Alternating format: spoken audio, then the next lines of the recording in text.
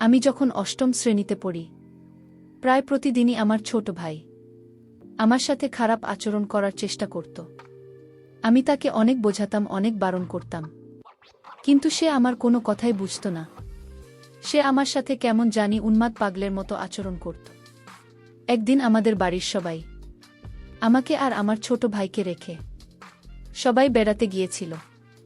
আমারও পরীক্ষা ছিল, তার পরীক্ষা ছিল, যে কারণে সে আর আমি যেতে পারি নাই। কিন্তু এই সুযোগে আমার ছোট ভাই ঘরের দরজা বন্ধ করে আমার সাথে যা করল, তা শুনলে বন্ধুরা তোমাদের মাথা ঘুরে যাবে। বন্ধুরা, গল্পটি অনেক ইন্টারেস্টিং।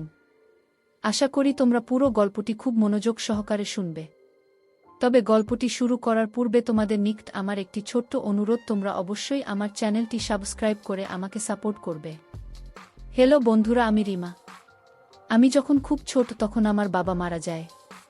আমার মা অন্য আরেকজনকে বিয়ে করে সেই ঘরে আমার ছোট একটি সৎ ভাই ছিল।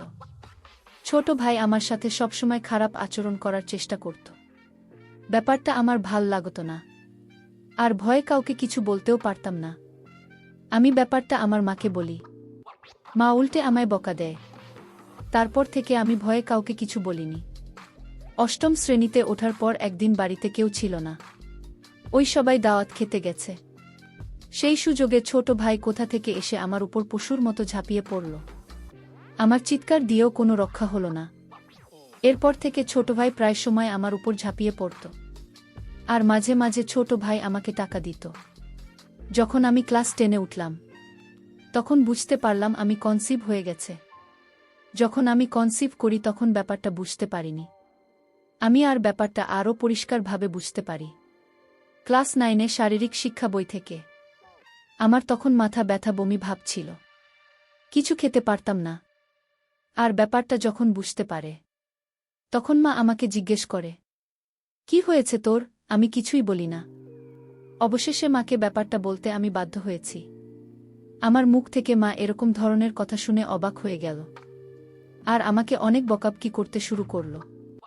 এর আগে আমি আর আমার ভাইকে ব্যাপারটা বলেছিলাম, কিন্তু বিশ্বাসে কোনো মানে নাই। মা এসব কথা শোনার পর মা আমার ভাইকেও এই ব্যাপারটা নিয়ে জিজ্ঞাসাবাদ করেন। সে উল্টো আমাকে অত্যাচার করে বলে, এটা আমার না। আমি বললাম, এত বছর ধরে আমার সাথে সম্পর্ক করলেন যে আমি সবাইকে বলে দেব সে আমাকে হুমকি দিয়েছে। বলল, তোর খবর আছে। আমিও ভয় পেয়ে যাই। এসব কথা শোনার পরও মা আমাকে অনেক মারধর করে। ব্যাপারটা গোপন রাখে বাবা ভাইদের কাছ থেকে, আর বলে, এটা কার বাচ্চা, কার থেকে পাপ আমার ছেলের উপরে ছেড়ে দিয়েছিস, আরও অনেক কথা। পরে মা বাচ্চাটা গোপনে নষ্ট করে ফেলে। তারপর আমাকে আর স্কুলে যেতে দেয় না। আমি স্কুলে যাওয়ার কথা বলে যেতে হবে না তোর স্কুলে। তারপর মা তড়িঘড়ি করে আমার বিয়ের জন্য বাবাকে বলে, বাবা তো এমনিতেই আমাকে দেখতে পারে না, তাই কোনোরকম চাইছে আমাকে বিদায় করতে, কারণ আমি তো উটকো ঝামেলা। এর মধ্যে আমার ছোট ভাই মালয়েশিয়া চলে যায়। আমি ওই সময় অনেকবার মরতে চেয়েছি, কিন্তু পারিনি। অনেক মানসিক হতাশায় ভুগেছিলাম। এরপর একটা ছেলে আসে আমাদের পাশের গ্রামে। বাবা মা কোনো খোঁজখবর না নিয়ে আমাকে বিয়ে দিয়ে দেয়। কি অদ্ভুত ব্যাপার! বিয়ের দিন আমার কপালে একটা নাকফুল জোটেনি। আমার বাবা বলেছে, পাত্রপক্ষের কাছে আমার বাবা বলেছে, আমি তার কোনো মেয়ে না, আমি তাদের বাসায় কাজের মেয়ে। তাদের বাসায় আমি থাকি। ছোটবেলা থেকেই তারা আমাকে মেয়ের মতোই দেখে, এবং এভাবেই তারা আমাকে মানুষ করেছে। আমার সৎ বাবার মুখে এরকম কথা শুনে কষ্টে আমার বুকটা ফেটে যাওয়ার মতো অবস্থা হয়েছিল। যাই হোক, শ্বশুর বাড়িতে আসলাম। একদম ভাঙাচোরা ঘর, 2টা রুম মাত্র। ঘর দেখে মাথা ঘুরে গেল। আমার বর আমাকে বিয়ে করে নিয়ে এসে কোথায় গেছে সেটাও আমি জানি না। শ্যামলা গায়ের রং বলে যা দেখলাম। আমাকে খাটের উপর বসানো হলো। আমার শ্বশুর শাশুড়ি কেউ নেই। আমার বর এতিম, তারও কেউ নেই। তার বাবা মা মারা যাওয়ার সময় এই বাড়িটা তাকে দিয়ে গেছে। তার যে জন আত্মীয় স্বজন আছে, তারা আমার বরকে পরিচয় দেয় না। আমি রাতে বরের অপেক্ষা করতে করতে ঘুমিয়ে গেলাম। সেই রাতে আসলো না। সে এলো ভরে, তাও আবার মাতাল হয়ে। সে কোনো কিছু বলা ছাড়াই মাতাল হয়ে পাগলের মতো আমার এখানে ঝাঁপিয়ে পড়ল। আমি কাঁদতে লাগলাম। কি হল আমার কপালে, সারা জীবনেও সুখ পেলাম না। পরের দিন ঘুম থেকে উঠে বাথরুম খুঁজতে লাগলাম। ঘরে আর কেউ ছিল না, তাই তাকেই দেখলাম। সে আমাকে খুব খারাপ ভাষায় গালি দিয়ে বলল, ঘুমাতে দেয়। আমিও আর কিছু বলিনি। ঘরের আশেপাশে একটা কলম ছিল না। এখন অন্যের বাড়ি থেকে পানি আনতে হয়। আমি নতুন বউ, কোথায় যাব? কিছুই চিনি না। সেদিন আমার বড়দিনের 2টা বাজে ঘুম থেকে উঠল। উঠে বলল, বাদ দাও। আমি ভাত দিলাম। তারপর তাকে বললাম, আচ্ছা বাথরুম কোথায়? সে আমাকে একটি জঙ্গলের ভেতরে নিয়ে গেল। একটি খোলামেলা বাথরুম। কি বলবো, বাড়ি থেকে অনেক দূরে একটা জঙ্গলের মতো জায়গা। রাত বিরাতে তো আসাই যাবে না, আর বর্ষার সময় ভুলেও না। তারপর সে একটা বাড়ি দেখা, ওখান থেকে পানি আনতে বলল, আর রাস্তার পাশে মসজিদের পুকুর থেকে গোসল করতে বলল। আমাকে আমার বাপের বাড়ি থেকে কেউ দেখতে আসত না। দিন যেতে লাগল, আর তার অত্যাচার বাড়তে লাগল। অহেতুক গালাগালি করা। আমাকে বিয়ের 7 দিন পরে এদিন রাতে মারতে শুরু করল। সে মদ খেয়ে মাতাল হয়ে আসছে। সে সময়টা কি জঘন্য সময় ছিল বন্ধুরা, তোমাদেরকে বলে বোঝাতে পারব না। খুব লজ্জা লাগত। অন্যের বাড়ি থেকে পানি আনতে যেতে, তারপর পুকুরে গোসল করতে হতো। আমি 2 দিনেও গোসল করতাম না, লজ্জায়। আর এভাবে খোলামেলা পরিবেশে আমার গোসল করে তো অভ্যাস নেই। আর রাতের বেলায় বাথরুমে যেতাম না। বাথরুমে না যাওয়ার জন্য একদম কম খেতাম। আর তার তো কোনো খবরই থাকত না। সে ঠিকমতো কাজও করত না। একদিন বাজার আনলে 10 দিন আনত না। বিয়ের 1 মাস পর আমাদের বাড়ি যায়। গিয়ে মাকে জড়িয়ে ধরে কান্না করি। আর মা আমাকে বলল, এত ধন করতে হবে না, অনেক ঠম করেছ বাড়িতে। একদিন থাকার পর বাবা বল, কি রে, যাবি না? বিয়ে দিয়ে দিয়েছি, এখানে কি? শ্বশুর বাড়ি যা। তাদেরকে আমি সবকিছু খুলে বলার পরেও তারা আমাকে কোনোভাবেই বিশ্বাস করতে পারছে না। আরও আমাকে বিভিন্নভাবে তিরস্কার করতে শুরু করল। তারপর আমার হঠাৎ বলে উঠল, বিয়ে দিয়েছি, এটাই অনেক। তারপর মাকে বললাম, মা, ওমা, আমি তো তোমার মেয়ে, কেন আমার সাথে এমন করলে তুমি? মা বলল, পেট বাঁধানোর সময় মনে ছিল না। আমি এটা বলতে পারলাম না যে বাহিরের মানুষ না, ঘরের মানুষই এই কাজ করেছে। এরপরও সব মেনে নিলাম, আর নিজে নিজেই যুদ্ধ শুরু করলাম। শ্বশুর বাড়িতে এলাম, মনোবল আরও শক্ত করলাম। এখানে আমাকে থাকতে হবে। কিন্তু বর প্রতি রাতে মদ খেয়ে মাতাল হয়ে আসত। বিয়ের 1 মাস পর চালের কথা বললাম। ঘরের চাল ডাল কিছু ছিল না। চালের কথা বলার সাথে সাথে মারত, বলতো কাজ করে থাকা। আমি বিয়ের 1 মাস পর থেকেই মানুষের বাড়িতে কাজ করতাম। তারা যা দিত, চাল ডাল, তাই খেতাম। আমার মা আমার একবারও খোঁজ নেয়নি। মানুষের ধান ছাড়া বাড়ি ঘর মুছে, এক কথায় দাসীর কাজ করতাম। আর এতে তারা যা দিত তাই খেতাম। কারণ আমার স্বামী বাজার করত না, আর সে কাজও করত না। বিয়ের সময় আমাকে আমার বাপের বাড়ি থেকে 1 জোড়া কানের দুল আর চেইন দেয়। একদিন সন্ধ্যাবেলায় এসে বলে, তোমার চিন্তা দাও তো। সাধারণত সে সন্ধ্যাবেলায় কখনো বাড়ি আসে না। আমি সরল বিশ্বাসে তাকে চেনটা দিয়ে দিলাম, কারণ সে তো আমার স্বামী, আর এই দুনিয়াতে সে ছাড়া আমার কেউ নাই। তাকে বিশ্বাস না করে তো আমার উপায়ও নাই। সে যখন মাতাল হয়ে বাড়ি ফিরে, আমি তাকে কিছু বললাম না। সকালে চীনের কথা জিজ্ঞেস করতেই আমাকে বলে, তোর বাড়ি থেকে আমাকে 1000 টাকা ছাড়া আর কি দিয়েছে। আমিও মার খেয়ে পড়ে রইলাম। কি বলব, কিছু বলার শক্তি এবং সাহস কোনোটাই আমার ছিল না। আর প্রায় সে আমাকে যৌতুকের জন্য নির্যাতন করত না। পারতাম বাঁচতে আর না পারতাম মরতে। মানুষের বাড়িতে সারাদিন কাজ করার পরেও ঘরে এসে আমাকে কাজ করতে হতো। রান্নার জন্য লাকড়ি আর পাতাটাও আমাকে খুঁজে আনতে হতো।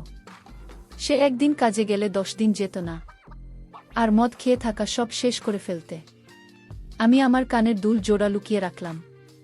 এরপর একদিন রাতে সে একটা বন্ধুকে নিয়ে আসে। সাথে তারা খাওয়ার জন্য কত কি আনে, আমিও খেললাম। আমার খুব মজা লাগল। কিন্তু এর কিছুক্ষণ পরেই আমার খুব ঘুম আসলো। ঘুম থেকে উঠে অনুভব করলাম আমার শরীরে খুব ব্যথা। ব্যথার জন্য উঠতেও পারছিলাম না। আর সেদিন কাজেও গেলাম না। মানুষের বাড়ি থেকে খাবার পানি আনতে গেলে তারা অনেক রকম কথা বলতো। অনেক সময় কলে তালা মেরে দিত। তারপর নানা রকম কটু কথা বলতো। আর সবাই আমাকে নিয়ে অনেক আফসোস করতে।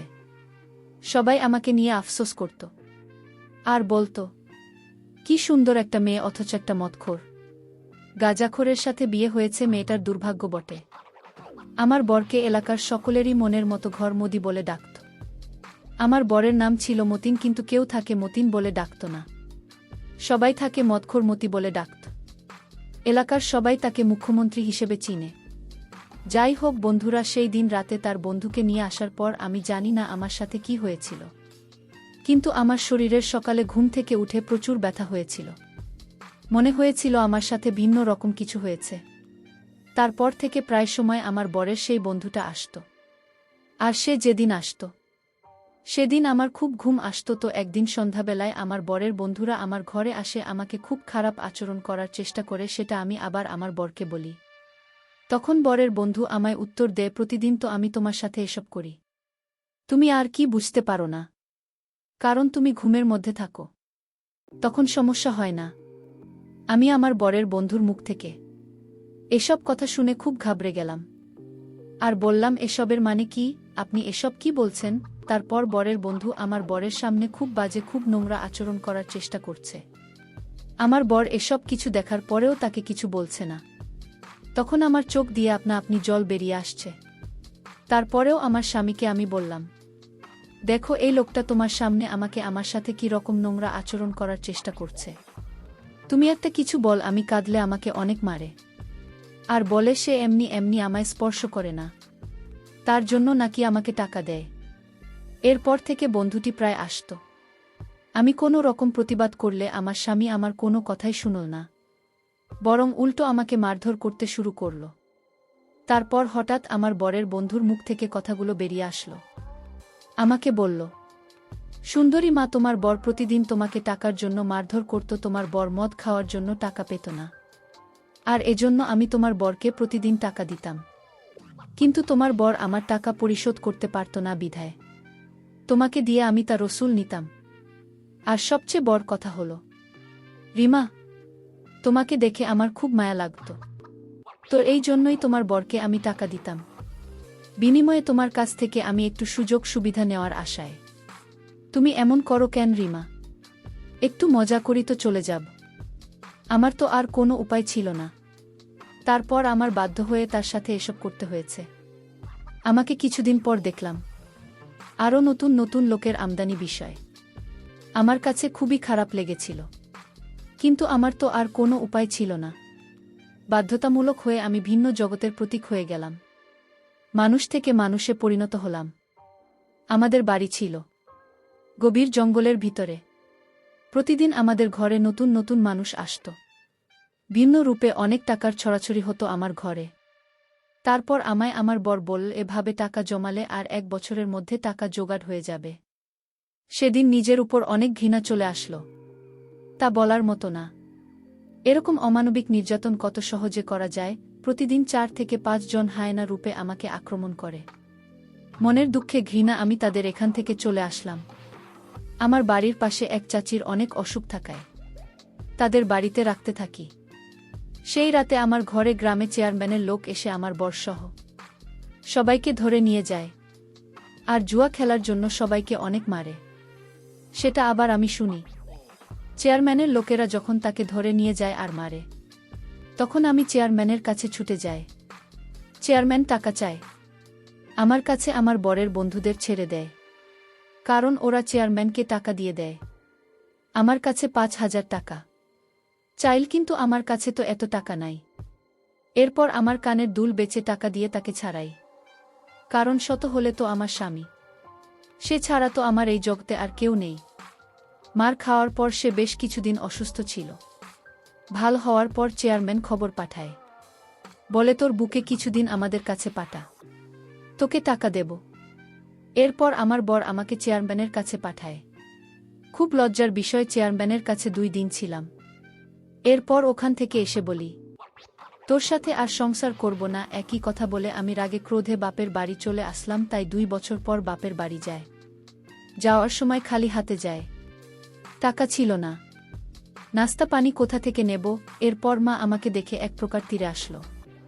কিছু বললাম না, গিয়ে দেখি আমার বড় ভাই বিয়ে করেছে। তার বউ আবার গর্ভবতী। সে আমার মাকে জিজ্ঞেস করছে। মা ওকে তো আমার মা উত্তর দেয়, আমাদের ঘরে কাজ করত। মা আমাকে নিজের মেয়ে বলে পরিচয় দেননি। এরপর মা আমাকে বলে, দুপুরে খেয়ে যাবি নাকি, এখনই যাবি? আমি আর কিছু বলিনি। শ্বশুর বাড়ি চলে আসি।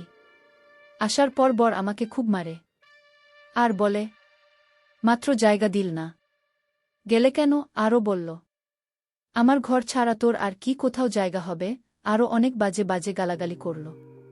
সে রাতে মরতে চেয়েছি, কিন্তু সাহস পাইনি। গ্রামের মোটামুটি সবাই আমাকে খারাপ বলতো, তেমন কেউ মিশতে চাইত না। আর এদিকে আমার বর বাড়ি বন্ধক দিয়ে জমিদারের কাছ থেকে টাকা এনেছিল ৮০,০০০।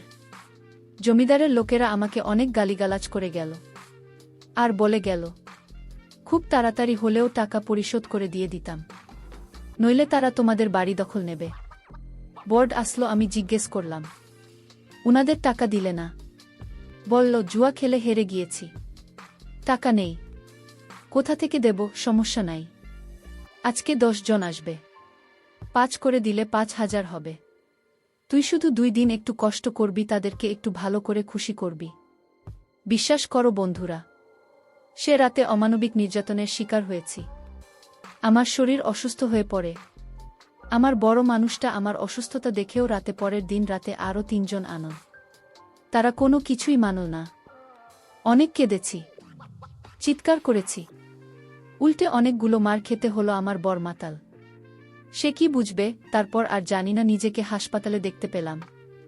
এক আয়া বলল, আমাকে নাকি ভোর ৪টা বাজে হাসপাতালে এনেছে। অজ্ঞান অবস্থায় আমার বর আসলো। আমি তখনও কথা বলতে পারছিলাম না। সে আমায় বলল, নাটক করে উল্টো কত টাকা খরচ করছিস।